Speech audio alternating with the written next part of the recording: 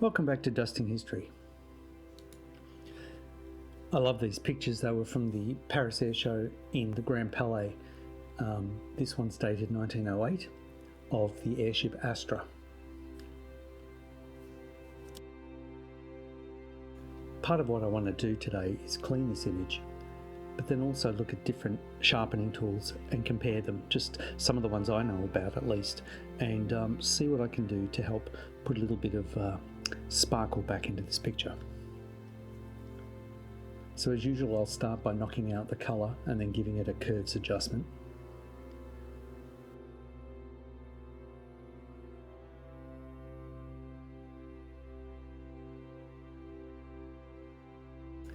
And then I'll do another adjustment that's actually quite a bit darker.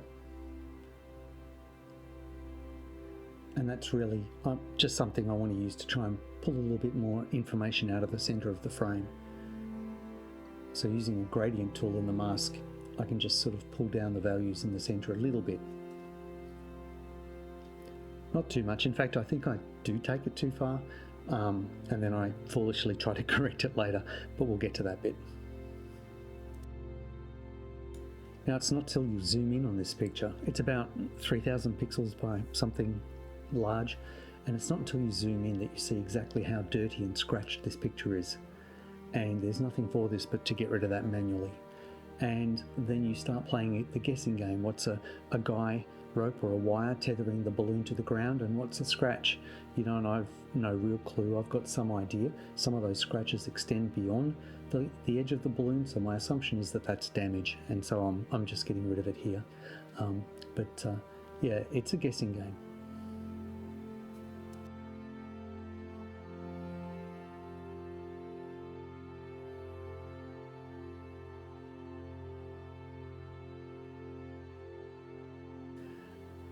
And you know, I'm just trying to make a pleasing image. I think if you want to be truly archival, I'm probably a little heavy-handed with some of my corrections, but if you want to be truly archival, I guess you've always got the horrible, dotty, crappy image to refer back to.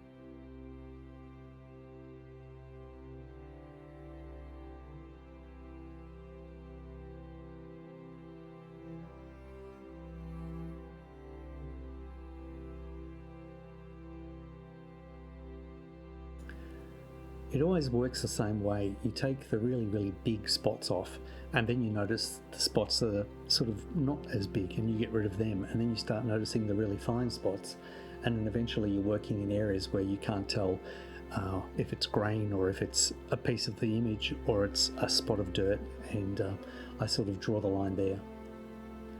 I'm really disappointed as well at how much really savage grain is there up the top of that frame, so I'm going to try and address that later.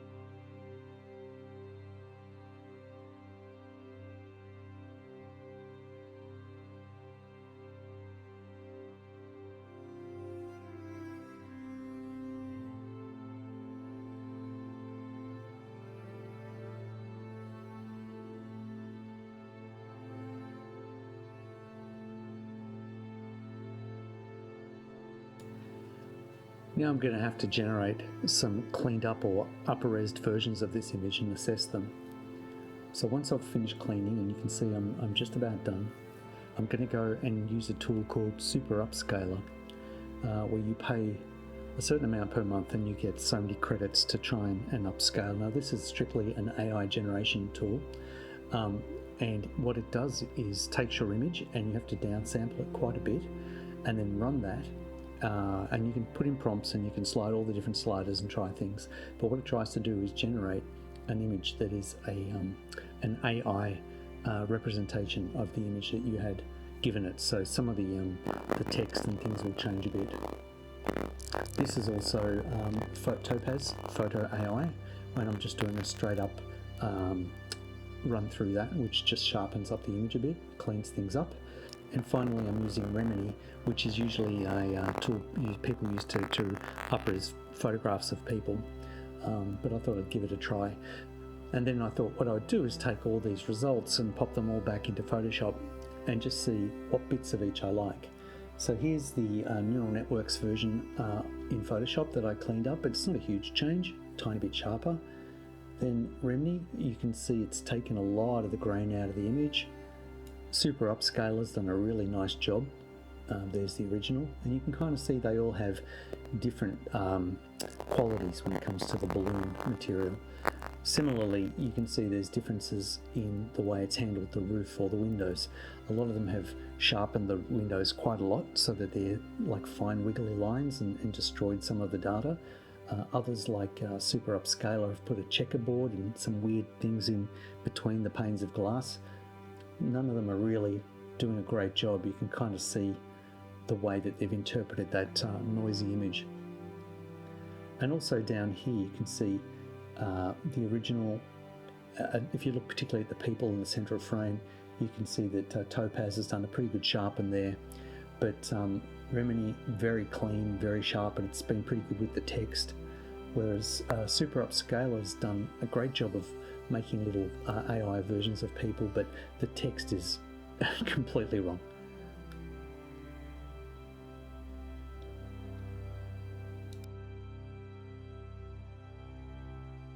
So I'm going to use the Super Upscaler version and the Remini version and just pick and choose the bits I like from each.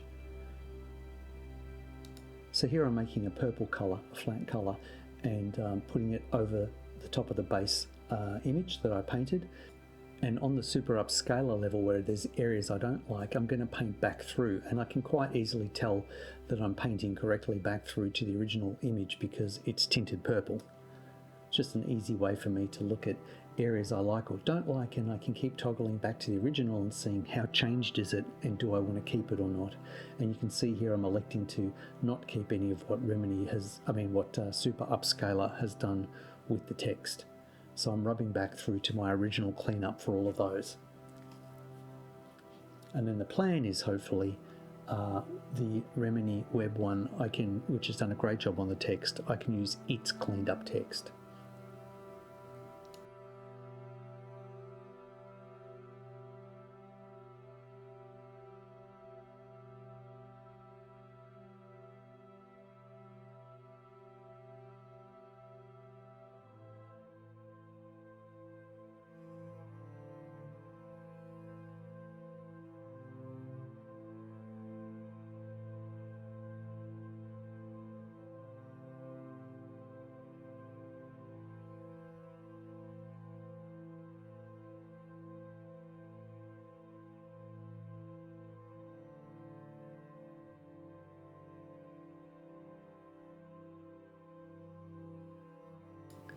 And now I'll create a different color, and now I'll put a mask on the Remini cleanup and then paint through the bits of that I don't like.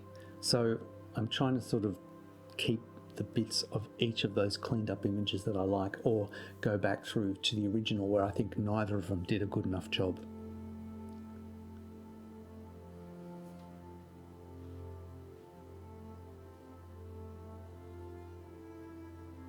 And really the color coding is just so I can keep track of what I'm doing. I'll get rid of those colors when I'm done. Now I need to also think about what I'm going to do with the windows up the top. So you can see here I've got two small sections. I actually went into topaz with a little clipped section of the window and tried again just on the small section there. I also went into HitPaw, which is a different upscaling piece of software, and tried with just that little piece. I also went back into all the others and tried and even tried to give text prompts for what the building was, which is the Grand Palais, but they all failed dismally. So I thought HitPaw did a pretty good job, but not great. Like, it hung onto the detail, but there's still grain. So you'll see here, I'm just going to put it on subtly. So the topaz was good, but knocked out too much detail. The HitPaw was good, but had too much grain. So a little bit of a mix of each sort of blended in, and I'm pretty happy with that.